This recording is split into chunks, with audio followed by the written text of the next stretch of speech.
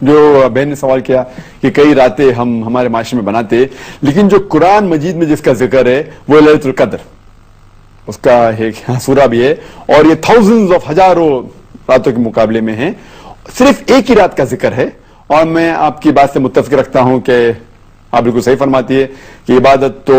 ہر روز کرنا چاہیے، سال کے ہر دن میں کرنا چاہیے، 365 ڈیز، لیکن خصوصاً کیونکہ یہ جو قرآن میں ذکر ہے کہ اس رات میں قرآن نازل ہوا تھا،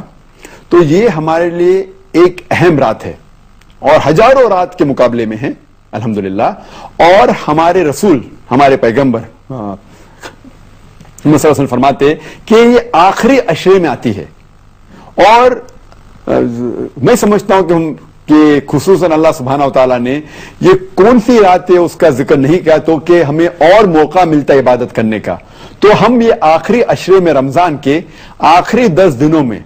خصوصاً کہتے ہیں کہ it should be alternate, it should be odd days, یا 21ویں رات ہو یا 23ویں یا 25ویں یا 27 یا 29ویں رات، ان ایک راتوں میں ہونا۔ اور کیونکہ ہمیں پتہ نہیں کہ رمضان کبھی ایک دن لیٹ شروع ہوتا ہے، ایک دن پہلے شروع ہوتا ہے، تو اسی لیے ہم سب 10 رات اگر عبادت کریں گے سب سے بہتر ہے، یا خصوصاً جو آلٹرنیٹ نائٹس ہے 21ویں، 23، 25ویں، 27، 29، تو ہمیں موقع ملتا ہے اور عبادت کرنے کا۔ لیکن اس وقت آپ جب عبادت کریں گے آپ کا جو ثواب ہے وہ کئی زیادہ ہوگا، تو اسی لیے اللہ کے رسول نے کہا کہ ہمیں ڈھونڈنا چاہیے کہ یہ رات جو ہے آخری عشرے میں ہمیں ڈھونڈنا چاہیے، تو کہ عبادت کرنے کا موقع ہے۔ اور عام طور پہ عبادت کرنے کا ثواب تو ملے گا، لیکن خصوصاً رمضان میں ثواب اور ملے گا، کیونکہ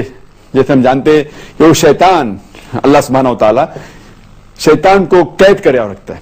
تو ہمیں اور ثواب ملے گا، اور خصوصاً رمضان کے اندر آخری عشرے میں اور ثواب ملے گا، اور خصوصاً جو آلٹرنیٹ نائٹ سے 21ویں، 23، 25، 27، 29، ان راتوں میں اور ثواب ملے گا۔ اسی لیے ہمیں ان راتوں میں کوشش کرنا چاہیے کہ جاگنا چاہیے اور عبادت کرنا چاہیے، لیکن سال کے اس کا مطلب یہ نہیں کہ باقی دنوں باقی رات میں عبادت نہیں کرنا چاہیے، ہر روز کرے تو بہت اچھا ہے الحمدللہ، لیکن کئی راتیں جو باقی ہمارے معاشرے میں بنائی جاتی ہے اس کی دلیل کوئی صحیح حدیث میں نہیں ہے۔ جو دلیل صرف ہمیں ملتی ہے